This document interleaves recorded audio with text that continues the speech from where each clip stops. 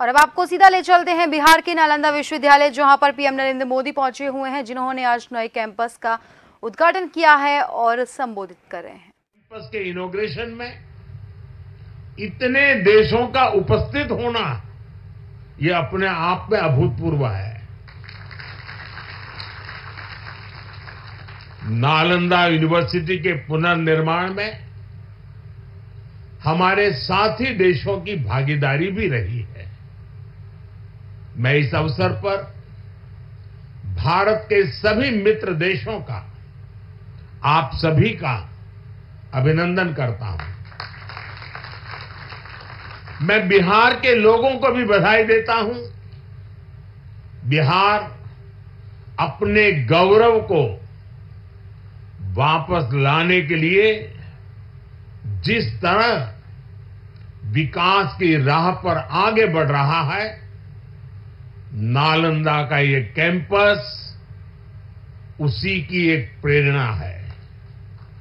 साथियों, हम सभी जानते हैं कि नालंदा कभी भारत की परंपरा और पहचान का जीवंत केंद्र हुआ करता था। नालंदा का अर्थ है न अलम ददाति इति नालंदा, अर्थात जहां शिक्षा का, ज्ञान के दान का अविरल प्रवाह हो। शिक्षा को लेकर, एजुकेशन को लेकर यही भारत की सोच रही है। शिक्षा सीमाओं से परे है, नफा नुकसान के नजरिए से भी परे है। शिक्षा ही हमें गढ़ती है, विचार देती है और उसे आकार देती है।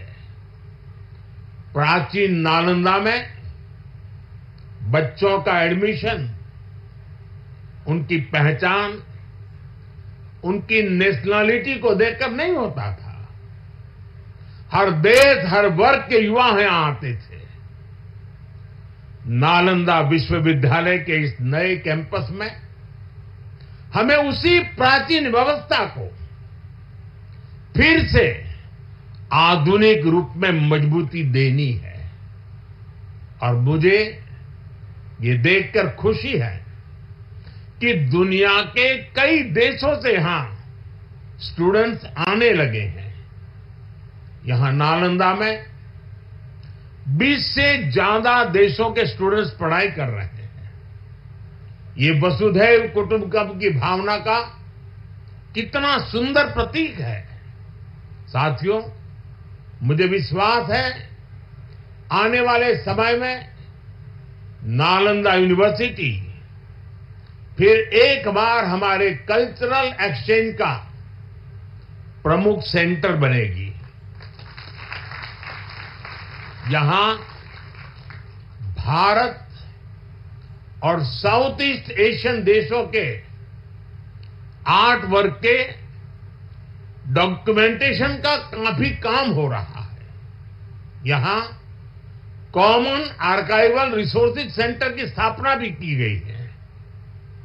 Nalanda university ASEAN India university network बनाने की दिशा में भी काम कर रही है।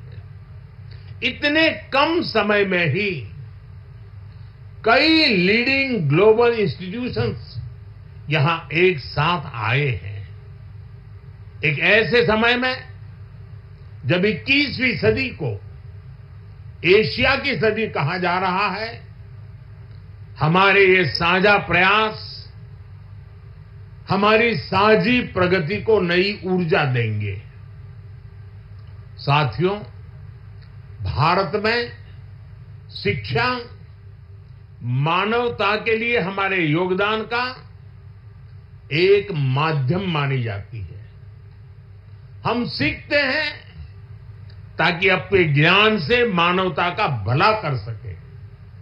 आप देखिए, अभी 2 दिन ही के बाद ही 21 जून को इंटरनेशनल योगा डे है। आज भारत में योग की सैकड़ों विधाएं मौजूद है। हमारे ऋषियों ने कितना गहन शोध इसके लिए किया होगा, लेकिन किसी ने योग पर एकाधिकार नहीं बनाया। आज पूरा विश्व योग को अपना रहा है। योग दिवस एक वैश्विक उत्सव बन गया है। हमने अपने आयुर्वेद को भी पूरे विश्व के साथ साझा किया है। आज आयुर्वेद को स्वस्थ जीवन के एक स्रोत के रूप में देखा जा रहा है। सस्टेनेबल लाइफस्टाइल और सस्टेनेबल डेवलपमेंट का एक और उदाहरण हमारे सामने है। भारत ने सदियों तक सस्टेनेबिलिटी को एक मॉडल के रूप में जीकर दिखाया है। हम प्रगति और पर्यावरण को एक साथ लेकर चले हैं। अपने उन्हीं अनुभवों के आधार पर भारत ने विश्व को मिशन लाइफ जैसा मानवीय विजन दिया है। आज इंटरनेशनल सोलर अलायंस जैसे मंच सुरक्षित भविष्य की उम्मीद बन रहे हैं। नालंदा यूनिवर्सिटी का एक कैंपस भी इसी भावना को आगे बढ़ाता है। ये देश का पहला ऐसा कैंपस है जो net zero energy, net zero emissions, net zero water and net zero waste model पर काम करेगा।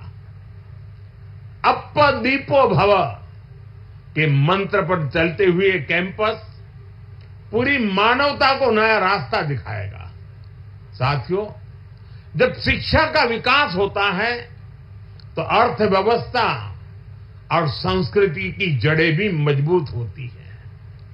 हम डेवलप कंट्रीज को देखें तो ये पाएंगे वो इकोनॉमिक और कल्चरल लीडर तब बने जब वो एजुकेशनल लीडर्स हुए। आज दुनिया भर के स्टूडेंट्स और ब्राइट माइंड्स उन देशों में जाकर वहां पढ़ना चाहते हैं।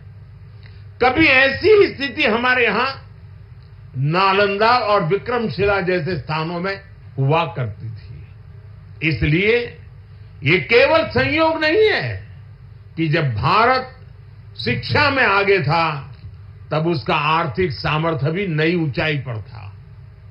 यह किसी भी राष्ट्र के विकास के लिए एक बेसिक रोड मैप है। इसलिए 2047 तक विकसित होने के लक्ष्य पर काम कर रहा भारत इसके लिए अपने एजुकेशन सेक्टर को उसका कायाकल्प कर रहा है। मेरा मिशन